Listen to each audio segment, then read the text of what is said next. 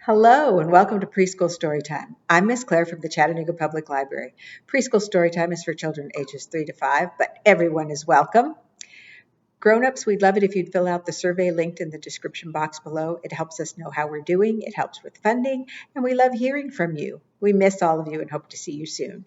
Today we are reading about hibernation, and our first book is about a frog, and it's called I Don't Want to Go to Sleep, written by Dev Petty and illustrated by Mike Bolt. And all of our books today are read with permission from Penguin Random House. There is he. I don't want to go to sleep. I can't wait for winter. Why? The snow, the fun. Pig told me all about it. I'll skate and drink warm things. Did I mention the snow? Oh, sorry. You don't get to have fun in winter. Why not? Because you're a frog. Frogs hibernate. I don't know what that means, but I don't like it. It means you sleep. Your dad's hibernating now. He is? Didn't you wonder where he's been? Well, that explains a lot. I want to be like Cat, curled up by a fire. You can't do that. Why not? Frogs like to be warm. There's a fine line between warm and crispy.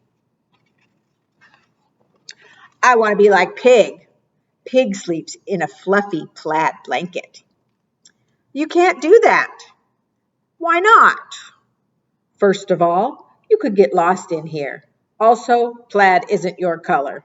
Mostly, though, I'm taking his blanket. The owl's going to take the pig's blanket. Oh, my. I want to play in the snow like Rabbit. You can't play in the snow. Why not? Ever heard of a snow frog? No. Want to guess why? Looks like you would freeze into an ice cube, doesn't it? Let me explain. No snow, no skates, no sled. In winter, frogs sink to the bottom of a pond and cover themselves in mud. This. Then they sleep there until spring. See?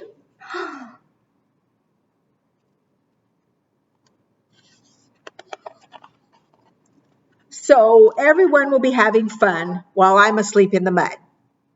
Yes, hibernating, like our friend Bear. I don't want to be a bear. You're all going to have fun. I forgot. What's wrong? You're all going to have fun, and I'm going to spend winter sleeping like a cold, muddy bear frog. A bear frog's not a thing. Sounds good, though, doesn't it? Well, we don't have all that much fun in winter. Sometimes I burn my tongue on my cocoa. I lost my scarf once. My snowballs aren't always round. Thanks for trying, guys. Is there anything we can do? Well, there is one thing. Thanks for coming, everyone. Just think it's only 139 days until spring. Did he say 139? Do you think all those animals are going to hibernate? No, they don't. And that's, I don't want to go to sleep. We have our next story is a flannel board, and it's called Time to Sleep. This is Bear. We know bears hibernate. Bear sniffed the air once and then twice and said, I smell winter in the air. It's time for me to crawl into my cave and sleep. But first, I must tell, who's this? Snail. Put Snail right there by Bear. Snail was slowly slithering. Snail, oh, winter is in the air. It's time to seal your shell and sleep. Snail stopped slithering. You are right, Bear. But first, I must tell Skunk. And with that, Bear slid a little further back into his den or his cave. So who do we go to next? Snail is going to tell Skunk. Scritch, scratch. Skunk was busy digging grubs. Skunk, winter is on its way, said Snail. It is time to sleep. It's time for you to curl up in your den and sleep. Skunk looked up. The leaves on the tree. We have some leaves that are falling, and there is snow in the air. You are right. I will sleep, but first I must tell Turtle.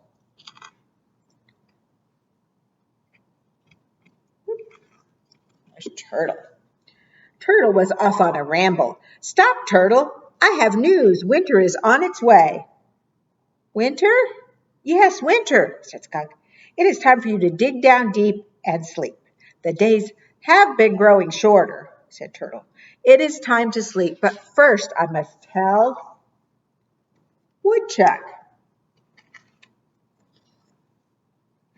Woodchuck.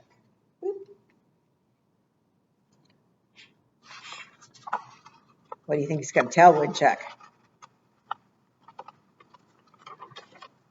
Turtle trudged up Woodchuck's hill. Woodchuck, winter is on its way. It's time for you to burrow down and sleep. Oh, thank goodness, said Woodchuck. My skin is so tight I could not eat another bite. I am ready to sleep, but first I must tell Ladybug. Ladybug was perched high on a branch. Ladybug, winter is on its way.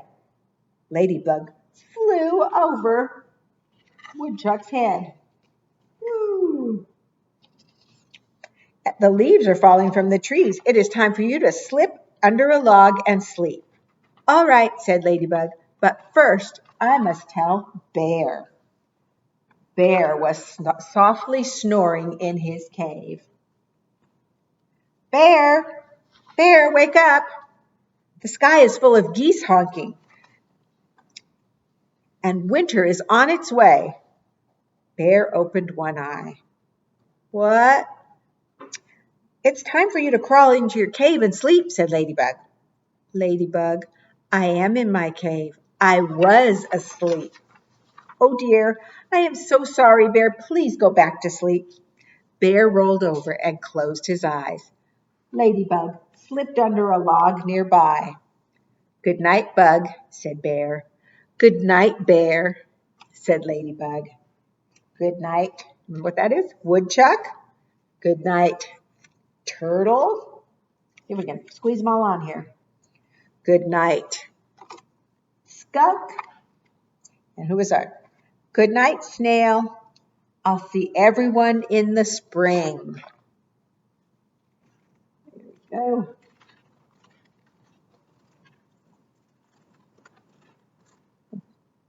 We'll just leave those up there. How about that? I have a book. Bear is not tired. Our last bear was very tired. And this is by Ciara Gavin. Got some nice pictures on the end papers.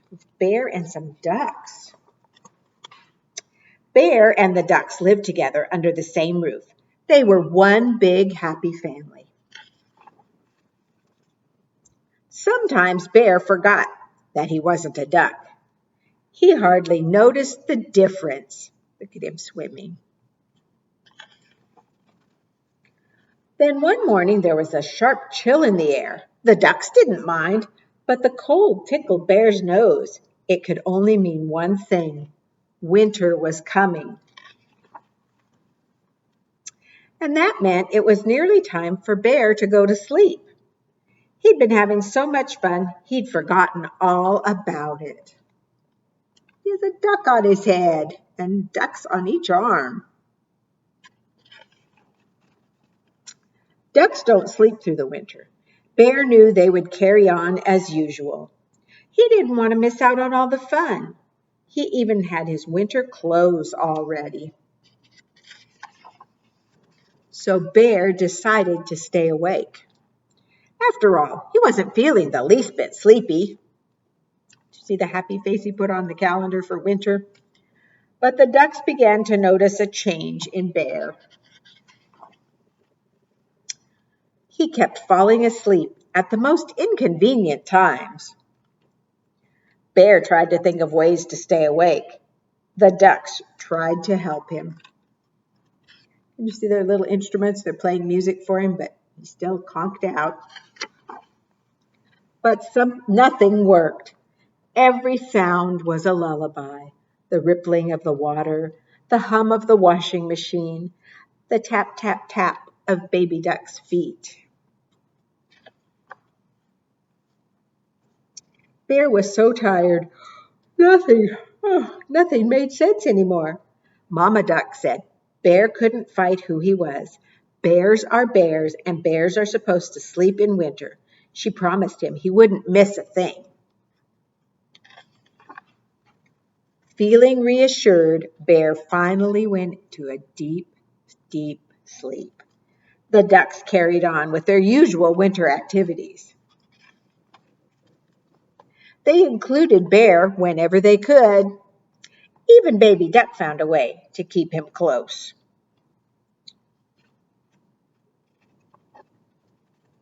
Then one morning, Bear sat up and opened his eyes. It was spring, and Mama Duck had kept her promise. She even had the photos to prove it. Look at them all looking at their photo album. And this is what winter looked like for the ducks and for Bear. They kept him very close, didn't they? That's a great family story. That's Bear is not tired. Are you ready for a rhyming we will go? Our rhymes today, we have, well, first of all, we have a bear and a chair. We have to have a bear when we talk about hibernation, don't we? A bear and a chair. We have, remember some of the animals that were in our other books? An owl and a towel. What was in our last book? A duck, and we have a truck, and a rabbit or a bunny and honey. Are you ready to help me sing? A rhyming we will go, a rhyming we will go. We'll catch a and put him in a, and then we'll let him go. So we'll put up our chair and our towel and our truck and our honey. We'll start with our chair. Do you remember what rhymes with chair? A rhyming we will go, a rhyming we will go. We'll catch a bear and put him in a chair. Boop. And put him in a chair, and then we'll let him go. A rhyming we will go, a rhyming we will go. We'll catch an owl and put him on a towel, and then we'll let him go. A rhyming we will go, a rhyming we will go. We'll catch a duck and put him in a truck, and then we'll let him go. A rhyming we will go, a rhyming we will go. We'll catch a bunny and give him some honey, and then we'll let him go. A rhyming we will go, a rhyming we will go. It's all pretending, in the end we always let them go. Yay! Thank you so much for singing along with me. And our last story is called A Story for Small Bear by Alice B. McGinty and Richard Jones. And you can tell the leaves are falling. It's winter. It's time to hibernate. It's time for bears to sleep the winter away. When a late autumn wind swirled into their den, their after noontime nap, Small Bear shivered. I smell frost in the air, Mama said. Tonight we'll start our winter slumber. Small Bear snuggled close. Will you tell me stories before we sleep? She asked. I'd love that, Mama said, but there's work to finish first. If you help, no dilly, no dally, then we'll have time for stories. Small Bear got right to work. With the sun shining high, she helped Mama gather sprigs of spruce to make a soft, warm nest. As Small Bear raked the forest floor, she came upon her favorite spot, the cozy hole in the spruce tree. She rubbed her nose in the sweet-smelling wood. She scratched her back. She could dilly-a-dally here forever. But then a gust of frigid air ruffled her fur, and Small Bear shuddered. She did not like cold, not at all. Small Bear thought of Mama nearby. No dilly, she told herself. No dally. Wind was biting, winter knocking, and she had to save time for stories. Goodbye, Hole, said Small Bear, and she carried the sprigs back to line her winter bed. As the sun drifted slowly across the sky, Small Bear and Mama lumbered to the river to bathe. Small Bear tumbled into the clear, cool water and shimmied until all the dirt had been washed from her fur. Ah, she splished and splashed. No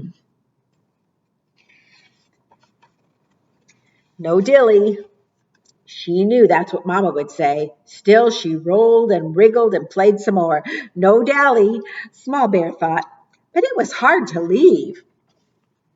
What could she do? Wind was biting, winter knocking, and she had to save time for stories. Finally, firmly, Small Bear waded to shore. Goodbye, river, she said, and shook herself dry. Mama, Small Bear called. Where are you, Mama? At last, Small Bear saw her and ran to meet her by the berry grove. Later, late day sunshine warmed them as they munched on berries, juicy and red. Then Small Bear saw acorns above. There's Mama down below. Look how high up. Up, up, up she climbed, one branch to another, and one acorn after another. She looked out from the branches. She could climb forever. What do we think? No dilly, no dally?